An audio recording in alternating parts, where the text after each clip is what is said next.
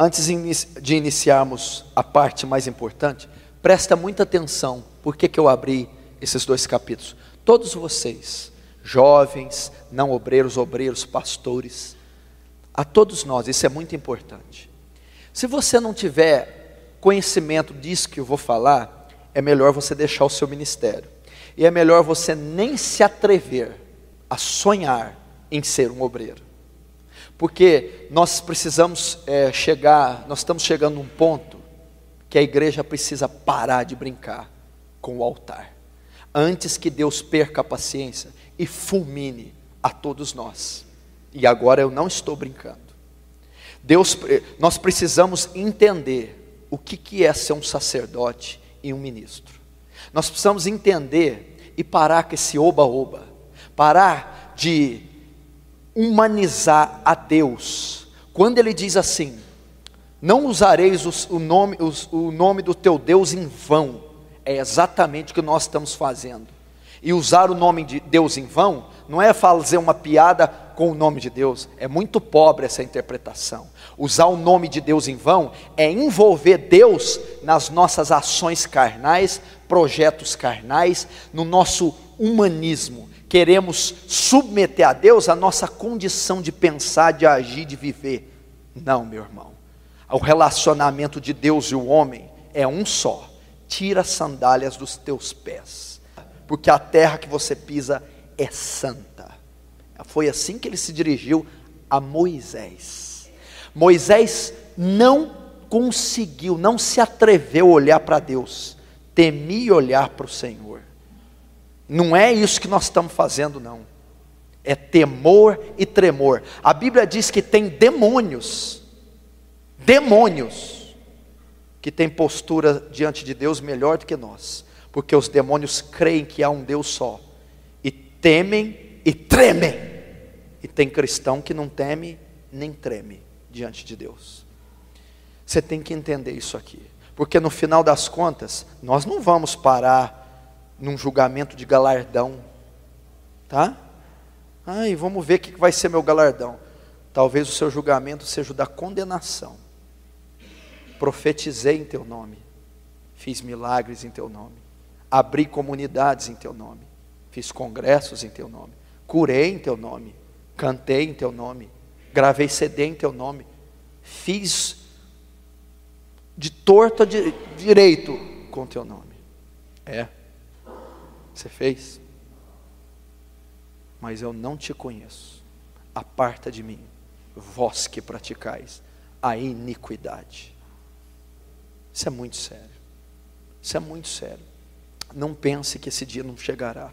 E a Bíblia diz que sobre os falsos profetas e os líderes de Israel, eu e os outros, haverá maior rigor para nós. Haverá maior condenação se brincarmos com o Senhor. Então, meu filho, eu acho que você deveria pensar bastante antes de integrar no ministério. Você já viu a responsabilidade de você assumir a vice-presidência de uma Vale do Rio Doce, de uma Coca-Cola, de uma Tramontina, de uma Philips? Se assumisse a presidência ou a vice de uma reitoria, de uma grande universidade, seria uma tremenda responsabilidade. Mas nenhuma responsabilidade compare-se à responsabilidade do sacerdócio cristão. Porque enquanto todos esses cargos de altíssima importância lidam com algo terreno, você, simples obreiro, está lidando com almas eternas, que não têm preço, que não se limitam a este século. E Deus vai pedir a conta de cada uma delas a você no dia do juízo. Por isso eu li essas duas coisas. Por que eu tenho que saber isso antes de saber sobre o ser obreiro? Porque o obreiro tem que saber que ele lida com duas coisas, para ele ter temor. Primeiro, a Deus. Segundo, as almas. Primeiro, a Deus. Nadab e Abiú eram dois obreiros, eram dois sacerdotes. E a Bíblia diz que eles foram exercer o ofício deles sem condição. A Bíblia não diz, é engraçado que essa característica de Deus ninguém prega. a ira de Deus, o juízo de Deus. Sabe o que Deus os fez? Não os colocou de lado, não deu uma penitência a eles, os matou. Fogo estranho, matou Nadab e Abiú, os filhos de Arão, da tribo de Levi. É assim que Deus enxerga um obreiro despreparado. Então por que Deus não me matou ainda? Está morto espiritualmente, faz tempo.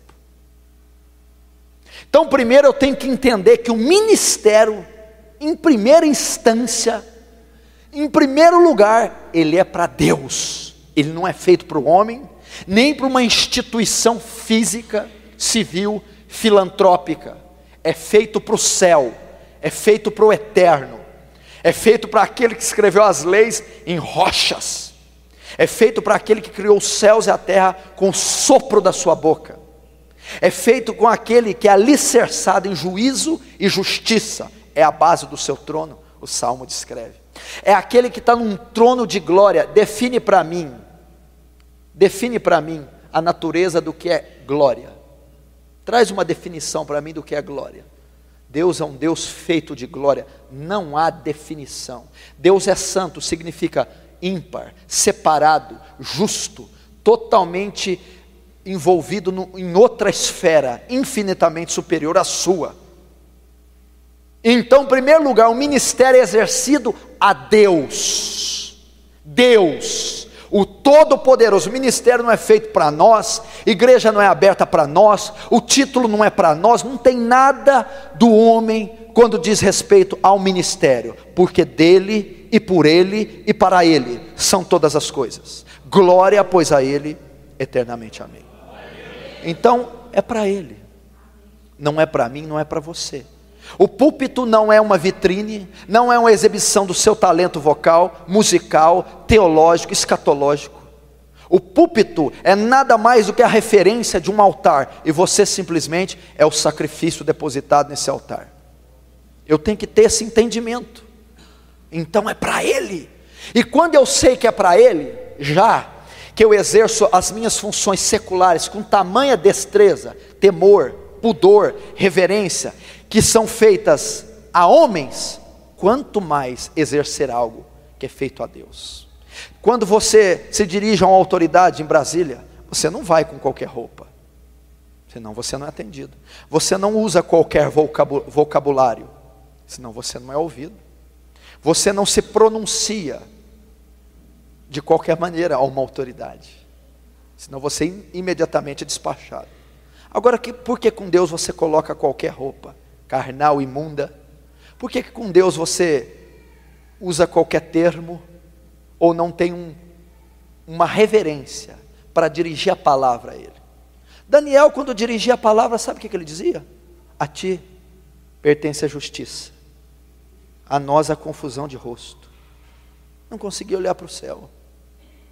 Agora você, obreiro, pastor, diácono, ou aquele que quer exercer o cargo, se não tem essa visão de Deus, não o sirva, não o sirva.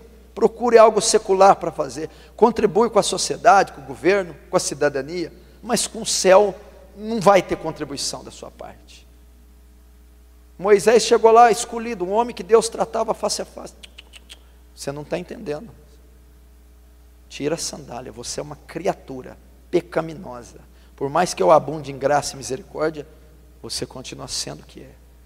Então essa é a relação. Então esses louvores falam, olha para mim, beija, me abraça. Isso é carnal, isso é antibíblico, antiteológico. Isso não existe. Isso não existe em hipótese alguma, jamais vai existir e não há como refutar.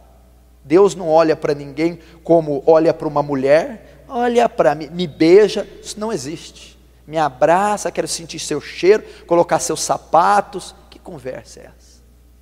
Que conversa é essa? Moisés não colocou os sapatos dele, não beijou ele. Que conversa é essa? Então essa é a visão de um Deus terrível. Por que eu vou dizer do terrível? Porque o de graça e misericórdia você está cansado de ouvir. Deus é amor em 1 João.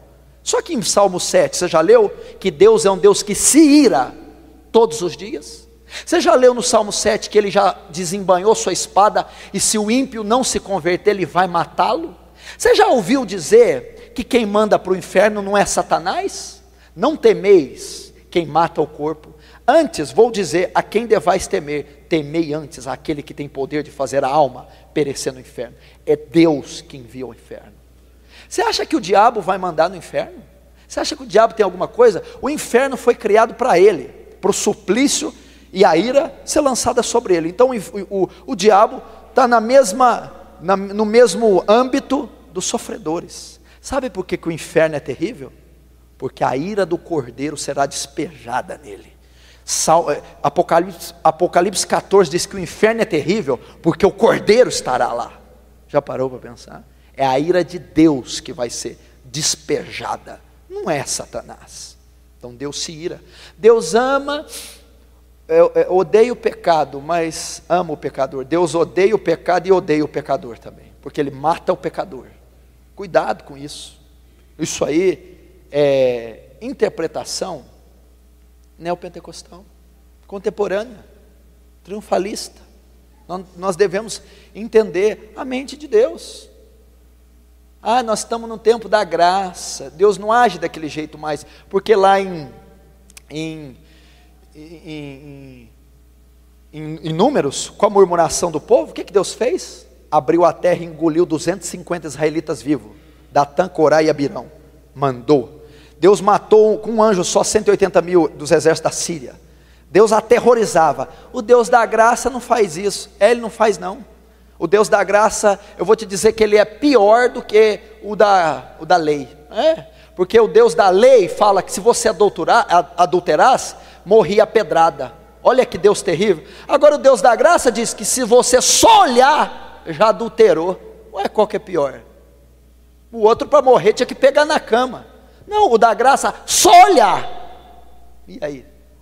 O da lei diz que se você matasse, teria que morrer, olho por olho, dente por dente. O da graça não, diz que se você aborrecer um irmão, já é homicida. Qual que é pior? Então acho que você não entendeu sobre o Deus da graça e o Deus da lei.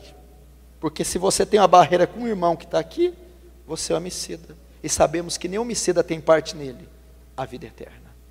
Esse é o Deus a qual você vai servir se você se integrar ao ministério. Ou é o Deus que você está servindo? Cuidado.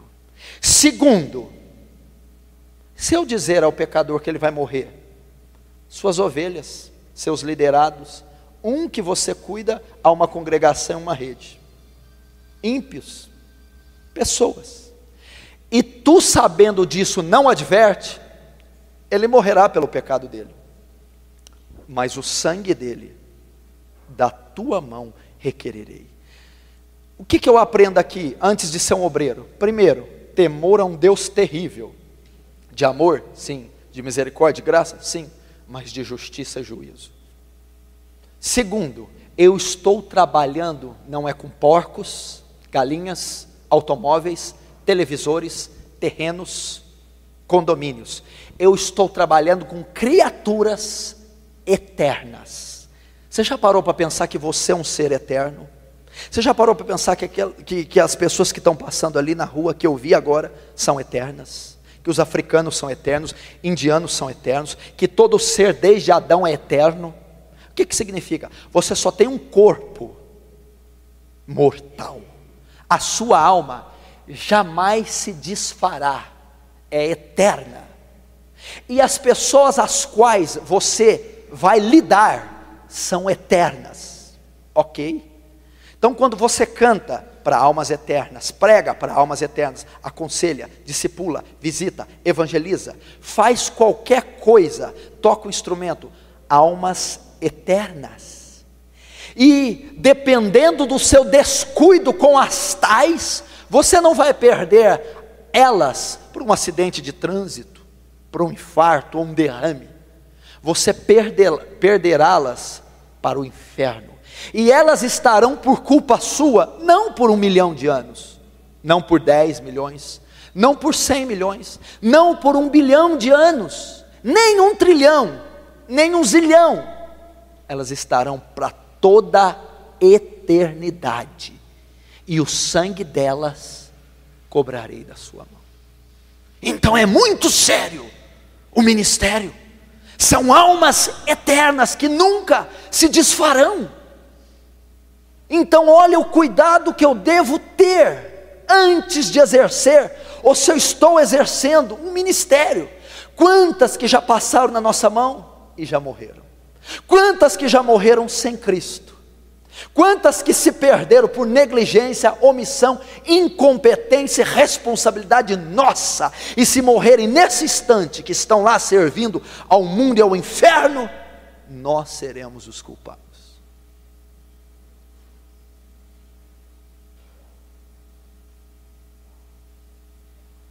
Está achando que é brincadeira?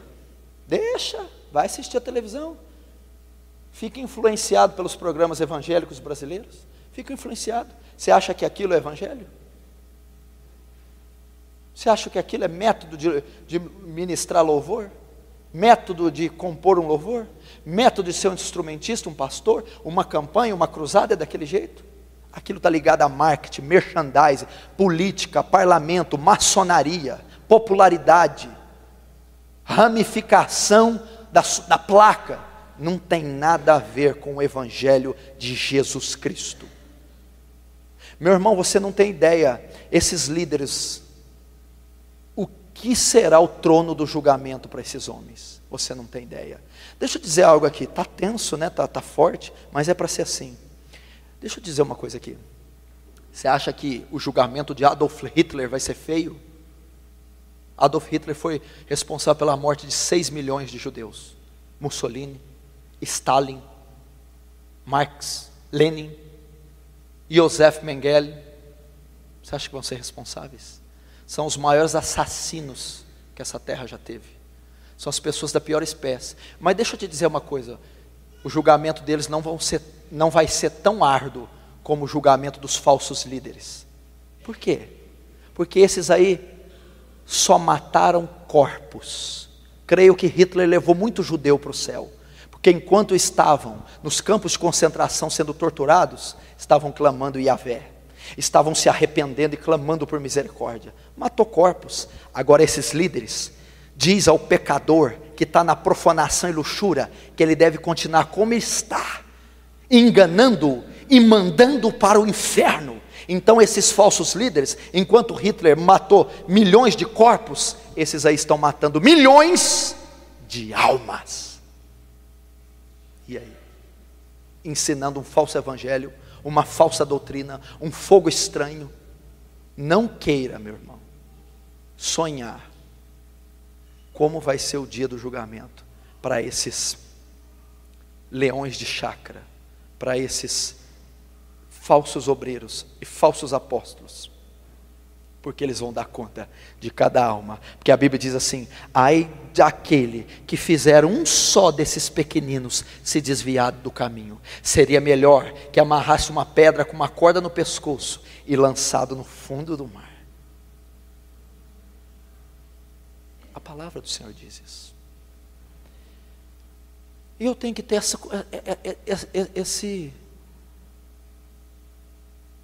esse conhecimento do que é um ministério. Antes de subir num púlpito, como é que está a minha vida?